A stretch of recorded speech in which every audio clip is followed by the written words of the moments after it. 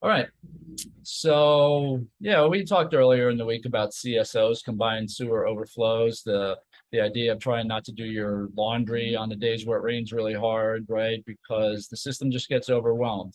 It doesn't have to be like one of those all day long rainstorms either. It just talks, it's really like when it rains really quickly over a short period of time, you get one of those where it's just a hard, it could even be 15 minutes, but that's a tremendous amount of water that can fall down in that amount of time. And we see more of that type of thing, right? Just these heavy storms, and it overwhelms the system.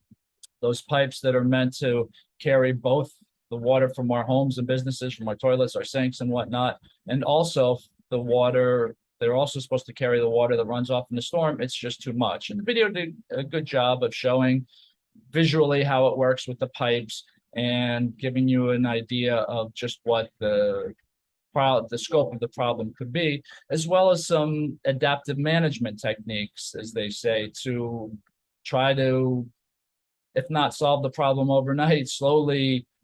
We went to the for those that went to the bus depot, we saw the green roof there, and that's part of the reason that roof was constructed, is to help hold on to the water, to help retain that water for future times for the plants to use, and then it evaporates as well. But you can imagine that huge roof, the amount of water that would just run off quickly down a pipe, and that's makes a big difference. And that's just one building, but the more buildings, the more bioswales that we build around town that each do their little part, it'll make a big dent in CSOs and runoff, and having, at the end of the day, having cleaner water for us to enjoy and be healthier, of course.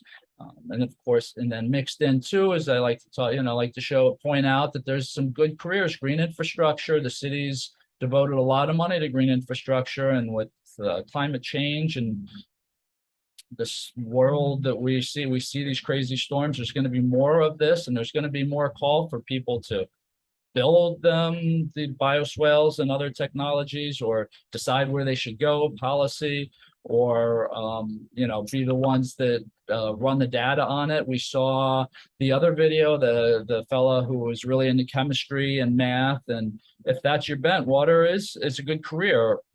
A lot of these jobs that we see at treatment plants and filtration facilities, like with the earlier video we saw earlier in the week from the treatment plant, there are scientists, most people. There's also mechanics too, which is its own type of scientist in a way.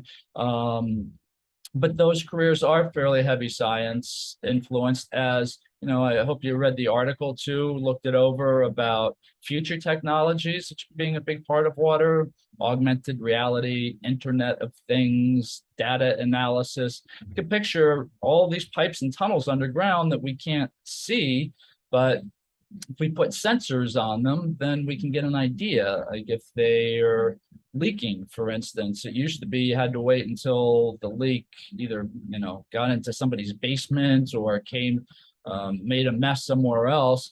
Now, if you have sensors on the pipe, you can get a view of what's going on underground, right?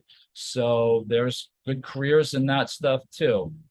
And if none of these careers, the science, math, policy, or water in general, if none of the careers seem like there's something you're that into, at least I hope from the week you learned something about our systems, infrastructure, and if nothing else, give you something to talk about at the dinner table, right?